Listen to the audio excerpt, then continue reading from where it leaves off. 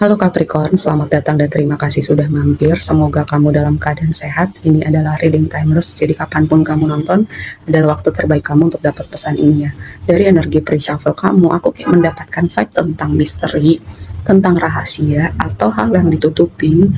Seperti apa ya, yang terlihat di luar itu tidak sama seperti apa yang terlihat di dalam. Bisa tentang sebuah situasi, bisa tentang orang yang terhubung sama kamu, atau memang kamu yang mungkin tidak menunjukkan sesuatu atau menyimpan dengan sengaja sesuatu hal tentang diri kamu atau tentang sebuah fakta, atau memang kamu kayak dalam perjalanan menyelami misteri ilahi gitu, lebih jauh dengan perjalanan spiritual kamu, dan kamu lebih memilih untuk tidak berbagi hal itu atau menceritakan hal itu dengan orang-orang di sekitar kamu.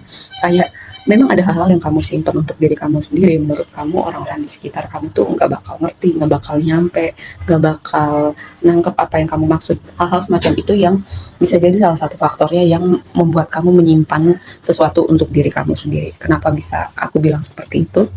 Nanti kita bahas lebih lanjut. Oke, tema kamu yang pertama adalah Page of Swords. Page of Swords itu adalah energi orang yang mencari tahu, energi orang yang waspada, atau bisa jadi juga tentang sebuah komunikasi.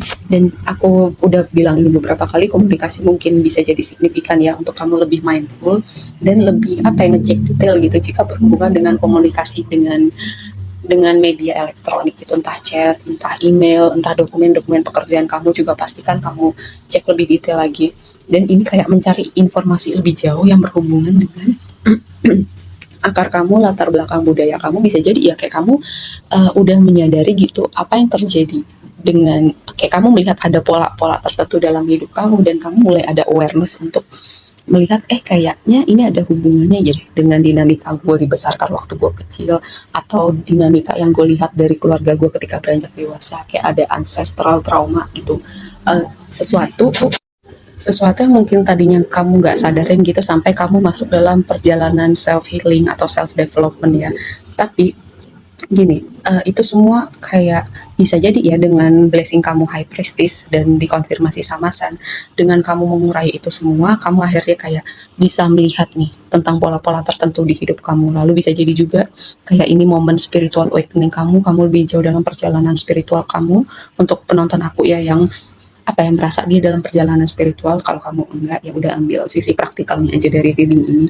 Lalu juga Sun itu akan selalu mengindikan sesuatu seperti menyinari kegelapan, sesuatu yang hangat, sesuatu yang sifatnya itu menyenangkan gitu. Jadi walaupun awalnya menyelami kegelapan itu nggak enak, pada akhirnya kamu bisa sampai di titik bahwa hidup kamu damai, hidup kamu lebih ringan. Kayak ya kalau misalnya pun ada luka-luka, kesedihan, atau apapun itu ya, akhirnya kamu bisa mengurai itu semua. Karena di energi waktu lampau ya, dinamika ini mungkin bisa mempengaruhi kesehatan mental kamu karena kamu nggak sadar dengan itu sebelumnya, sampai mungkin kamu dipentokin berkali-kali dengan situasi atau hubungan-hubungan tertentu. Lalu bisa jadi juga mungkin sebagian dari kamu ada fasenya jadi people pleaser gitu, kayak menyembunyikan diri kamu untuk menyembunyikan part-part tertentu dari diri kamu untuk menyenangkan orang-orang tertentu, atau melakukan hal tertentu supaya misalnya orang tua kamu seneng, pasangan kamu seneng, jadi nggak genuine gitu loh melakukan sesuatunya. Lalu di energi yang akan datang ini dia, ini kayak yang tadi aku bilang, apapun itu yang kamu urai di belakang, pada akhirnya itu akan membawa kamu lebih jauh lagi, hati kamu lebih ringan, hidup kamu lebih ringan, kamu bisa mengurai pola-pola tertentu yang bisa jadi keterhubungan dalam situasi dan orang-orang tertentu itu toksik, kamu bisa mengurai itu semua.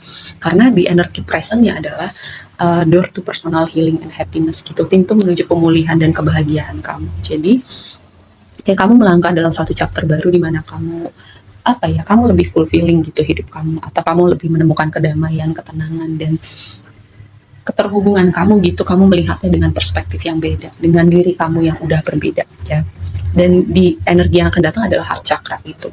Dengan energi heart chakra mungkin kamu ada masanya kamu mungkin banyak nangis gitu ya, karena energi yang ada di heart chakra itu dengan memulihkannya, kita mungkin akan apa ya, kayak gitu akan merilis energi-energi itu semua. Salah satu caranya dengan nangis gitu. Mungkin kamu secara sadar melakukan meditasi atau banyak berdoa atau berusaha memaafkan, melepaskan situasi-situasi tertentu. Ya fokus kamu adalah pemulihan hati cakra, juga bisa jadi juga memulihkan hidup kamu secara holistik gitu ya. Nah, lalu yang jadi tantangannya adalah emosi sih menurut aku, dan air mungkin signifikan buat kamu. Apa aku pernah ngomong soal air ya sebelumnya? Jadi dengan Knight of Cups jadi tantangan kamu dikonfirmasi sama fish, bisa jadi ini airnya sangat kuat. Air itu emosi, intuisi ya. um, Kadang karena gini ya, kadang walaupun kamu earn sign ya, energi bumi, kayak kamu itu mungkin sulit ya mengekspresikan emosi kamu untuk benar-benar kalau kamu merasakan sesuatu itu benar-benar ditunjukkan, entah itu marah, entah itu sedih, seneng pun gitu ya, nggak benar-benar keluar gitu emosinya. Nah ini sesuatu yang berhubungan dengan untuk kamu mengekspresikan emosi kamu, terutama dengan pemulihan cakra hati ya. Ada emosi-emosi tertentu yang benar-benar perlu kamu rasakan, kamu keluarkan. Kalau butuh nangis pun nangis lah gitu, supaya hati kamu ringan. Itu cara-cara kamu untuk merilis semua semua energi stagnan gitu yang ada di hati kamu. Lalu yang berikutnya, um, dengan Knight of Cups di sini ya adalah ekspresi diri kamu. Yang tadi aku bilang mungkin ada fase di mana kamu tidak menunjukkan part tertentu dari diri kamu karena untuk menyenangkan orang-orang tertentu, atau itu tadi ada ada di fase yang mungkin kamu sendiri juga belum aware tentang situasi itu atau part seperti itu di dalam diri kamu ya. Lalu yang berikutnya mungkin setelah fase ini kamu lebih lebih mindful gitu ketika memasuki sebuah hubungan, entah itu hubungan romantis atau jenis hubungan-hubungan lain ke depannya yang menjadi fokus kamu ke depannya, atau sesuatu yang akan datang di hidup kamu. Dengan Nine of Cups lalu dikonfirmasi sama Garden, ini adalah kebahagiaan kamu terus relatif kepada keterhubungan kamu dengan orang lain, karena Garden ini adalah orang banyak ya, bisa jadi orang dalam konteks pekerjaan, hubungan romantis, hubungan pertemanan. Di sini karena Nine of Cups itu kartu wish fulfillment, kebahagiaan, dan juga memprioritaskan kebahagiaan kamu terlebih dahulu. Bisa jadi kamu lebih mindful gitu dengan keterhubungan kamu dengan orang lain. Kamu sadar di titik dimana kamu misalnya nggak mau jadi people pleaser lagi, kamu nggak mau menyembunyikan part diri kamu untuk menyenangkan orang-orang tertentu. Kamu belajar ngasih boundary karena ada jenisan orang-orang yang perlu kamu batasin gitu interaksinya sama kamu, karena kamu tahu misalnya mereka tipe yang menguras energi, tipe orang-orang yang mungkin toksik, hal-hal semacam itu ya. Kamu belajar memberi boundary, dan juga kamu dengan Nine of Cups di sini di waktu yang akan datang posisinya, jadi kayak ada hal-hal yang menyenangkan, ada hal-hal seperti wish fulfillment, goals yang tercapai, atau keinginan yang terwujud yang akan datang di hidup kamu.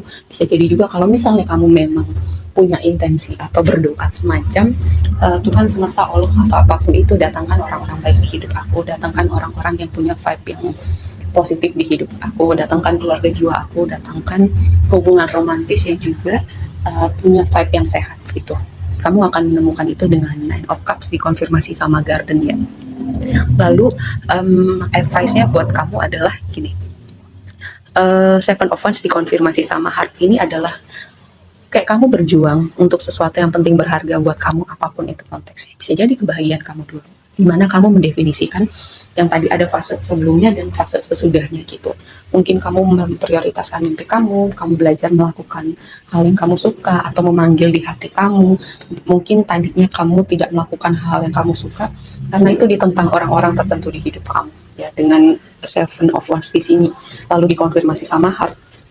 Ini adalah advice kamu gitu ya, memprioritaskan diri kamu dulu, memprioritaskan kebahagiaan kamu, memprioritaskan atau melakukan hal yang bisa mendatangkan kayak kesenangan gitu dalam hidup kamu selama konteksnya positif. Misalnya hobi-hobi yang tadinya kamu nggak lakukan terus sekarang kamu lakukan, hal semacam itu. Advice satu lagi adalah hold your vision gitu. Kalau kamu punya visi, kamu punya mimpi jangka panjang, kamu fokus ke situ, jangan terdistraksi misal dengan orang-orang, situasi tertentu yang berusaha kayak berusaha mempengaruhi kamu, karena mereka di fase kamu sebelumnya merasa mereka tuh pendapatnya kamu dengarkan, mereka itu kamu prioritaskan, kayak mendapatkan tempat tertentu di hidup kamu, jadi mereka merasa perlu mengatakan, memberi pendapat, atau merasa mereka perlu diikutin gitu maunya sama kamu gitu. Dan dengan hold your vision, sebuah reminder karena ini chapter baru kehidupan kamu dengan versi diri kamu yang udah banyak healing, yang lebih jauh dengan perjalanan spiritual, yang udah nggak menyembunyikan lagi, yang udah nggak jadi people pleaser lagi. Jadi ya udah, sekarang fokusnya di diri kamu, kebahagiaan kamu, ekspresikan diri kamu, ekspresikan emosi kamu, seperti itu ya. Dan fokus gitu kepada mimpi jangka panjang, mimpi besar kamu. Oke, segitu aja dulu readingnya kali ini buat kamu. Semoga bermanfaat dan sampai ketemu di reading berikutnya ya. Bye.